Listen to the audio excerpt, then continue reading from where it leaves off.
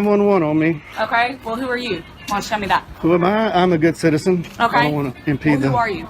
That's What do you what mean, I'm who am I? asking. Who are you? Who do you work for? What are you doing up here recording? Well, it's my right as an American, as a free American.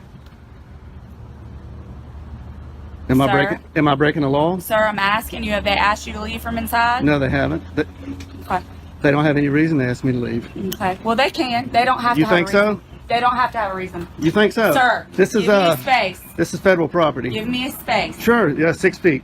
Yeah. The rules are right there. I want 18. You want 18? All right, I'll give you 18. Over here. Sir, outside. Outside. I am following all the rules. I'm not breaking any law. Deputy, am I being detained? Sir, I've asked you to step outside. You're being a I've asked little... you to step outside. I think you can be a little nicer. Sir, I've asked you to step outside nicely. You're being detained. I'm being Step detained. outside. Very good. So I'm being detained. All right, she's calling for backup. I am being detained by this fine deputy. Sir, do you have your ID on you? For what? Do you have your ID on you? For what? Okay. All right. Am I committing a crime? No, sir, but you are being placed on trespass. So Oh, you need to really? get off of their property. They haven't told me to leave. Sir, they don't have to have a reason. It is their right. You're in my car, you're in my person. Before we dive into this wild interaction, let's set the stage, because what you're about to witness is a perfect storm of confusion, ego, and questionable decision-making inside a U.S. post office. We have a citizen journalist exercising his First Amendment rights, a female deputy who's already been fired and arrested for unrelated misconduct, and a male officer who seems, let's just say, enthusiastically misinformed about the law. Now here's what makes this case fascinating. Nothing begins with hostility. The man is calm, polite, and recording in a public space where federal rules explicitly allow photography. But within minutes, things spiral from a simple misunderstanding to multiple deputies rolling in code 3 like they're responding to a bank robbery, and as you watch the deputies argue about trespassing laws, breach of peace accusations, and whether or not you need ID in a non-stop and identify state, pay close attention. You're going to see contradictions, shifting legal claims, and a supervisor who clearly knows more than the deputies on scene. So buckle up, because this is one of those cases where the audience has to decide, was this incompetence, overreach, or both? And most importantly, when both officers handle the situation poorly, who was worse? And no, sir, it is no different. This is not private property. Sir. This is not private property. It doesn't matter. If It they does ask- matter. South I'm Carolina not gonna Supreme argue with Court you. You're being says it placed matters. on trespass notice, okay? We'll see when your Trespass supervisor notice. gets here. We will. We'll see about that when your supervisor gets here. I expected better out of Richland County deputies. There's probably a reason why you don't have any stripes on your arms. You have your first and last name? No, I don't. Okay. All right, cool. I am not committing a You're crime. being placed on no trespass notice, sir. You don't have to commit a crime to be placed on no trespass. Am I free to go? No, you're not. Then that's not how trespass You're not. works. That's not how You're trespass works. You're detained. You're placed on no trespass notice. How can I be on trespass if you're not giving me an opportunity to leave? Sir, they've asked for you to be placed on it, and I'm placing you. You go run code Sir, 3 I'm sorry on that you committing feel that way. not a crime. I'm sorry that you feel that way. Here they come, rolling in hot. Because the elders don't know the law here.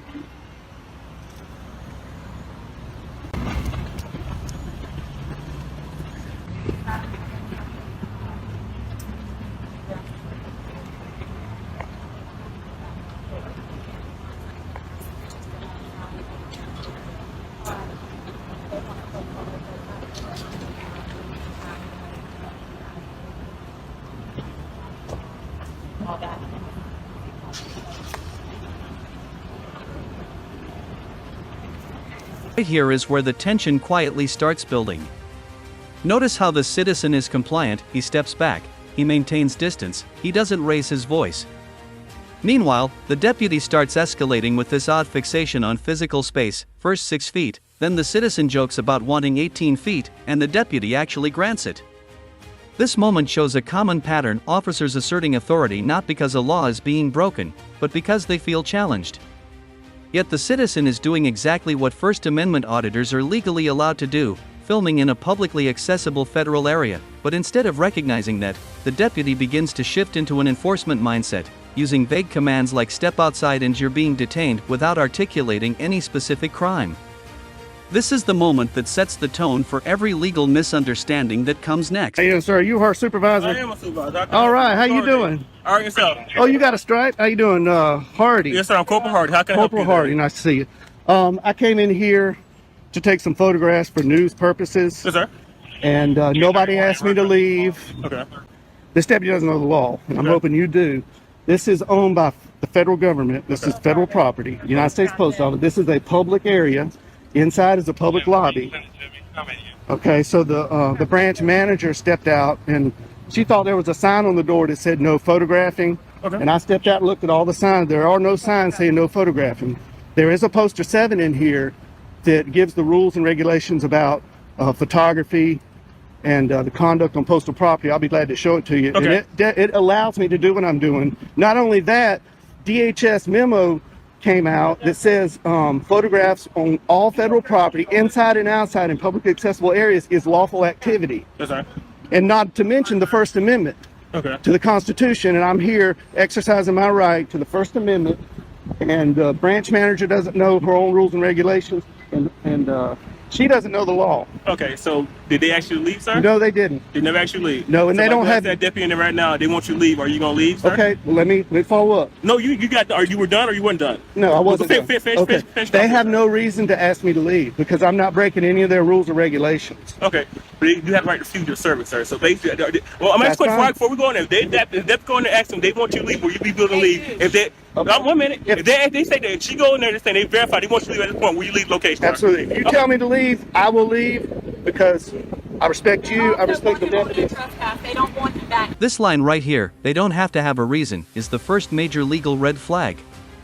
On federal public property, especially a post office lobby, employees cannot arbitrarily remove people who are following posted rules. The deputy is confusing private property law, like a gas station or Walmart, with federal public access rules. When she insists no reason is required, she's effectively claiming the government can remove any member of the public for any reason at all. But that's not how it works. Federal space has clearly outlined regulations, and the citizen correctly references Poster 7, which governs photo rules and public access. This misunderstanding is what transforms a harmless recording session into a full-blown detention. Okay. I've already went inside and made contact. But with just that. double I'm check. gonna do it again. Double check. Do you have any idea, sir? They do No, want you on sir. trespass for Okay. location.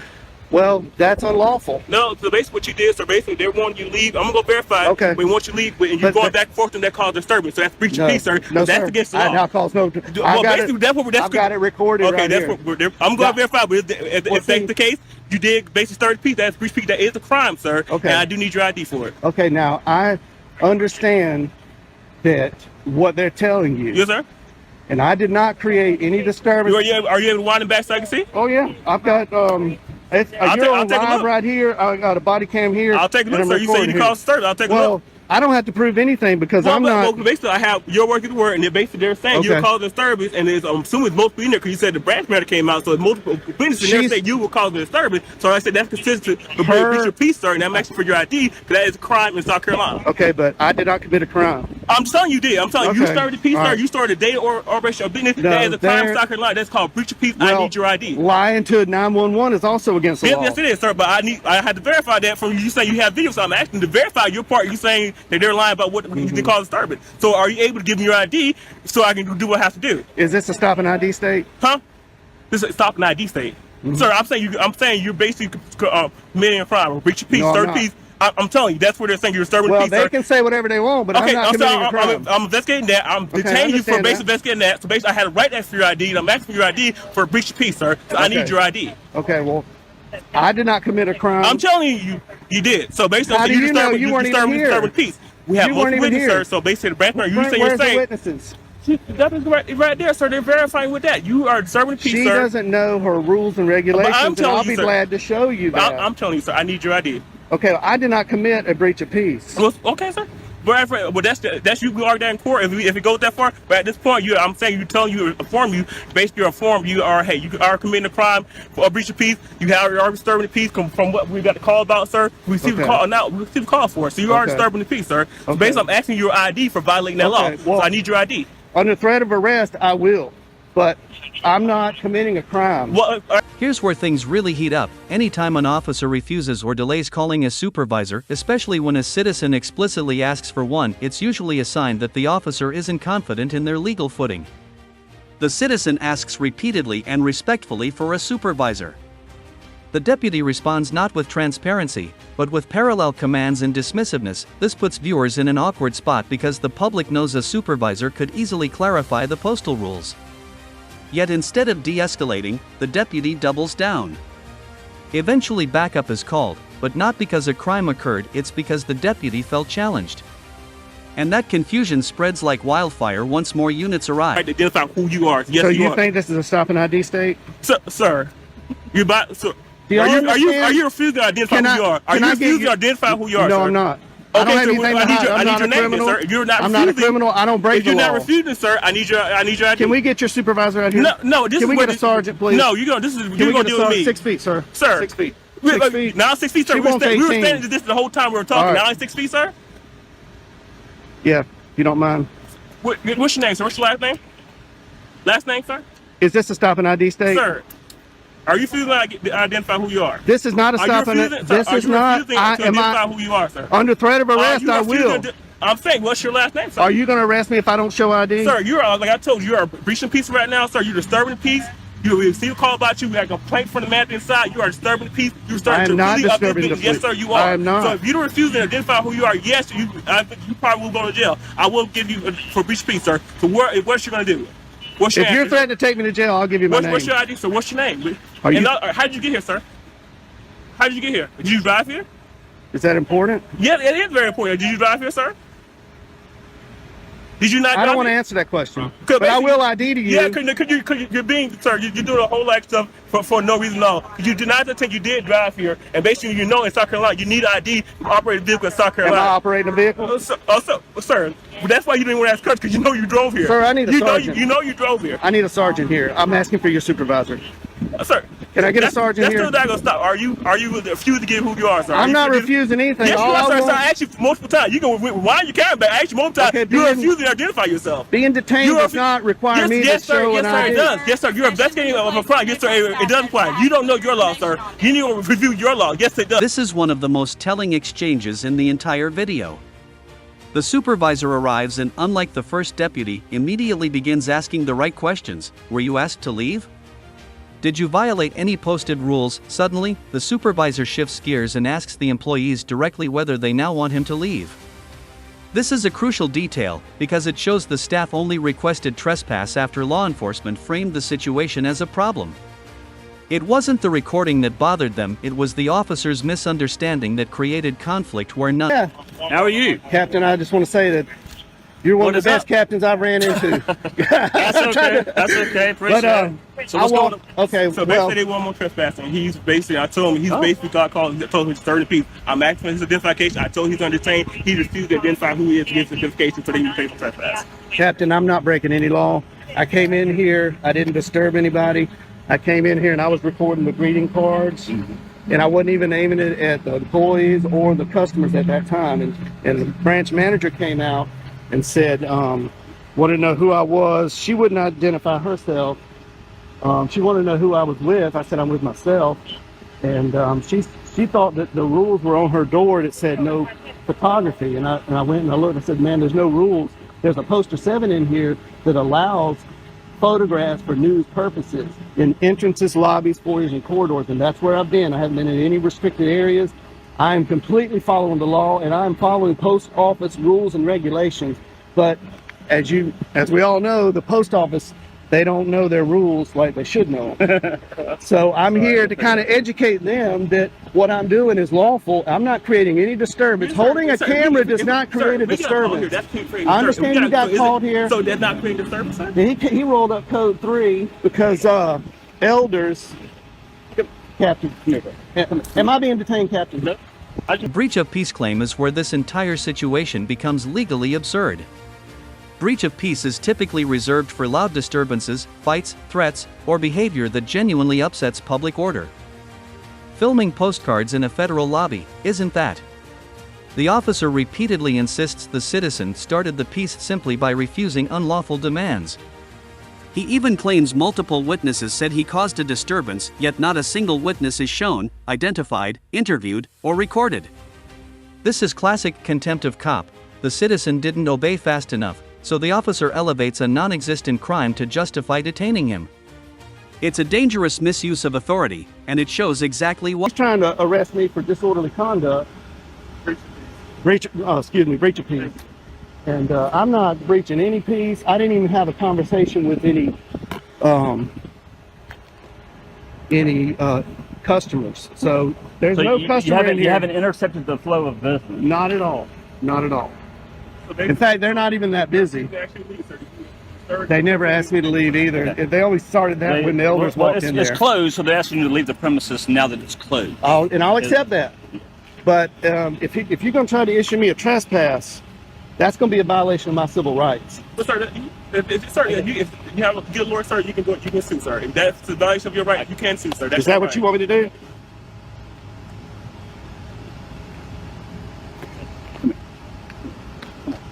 All right. So this is what we're going to do. Okay. I just want to film in public. I'll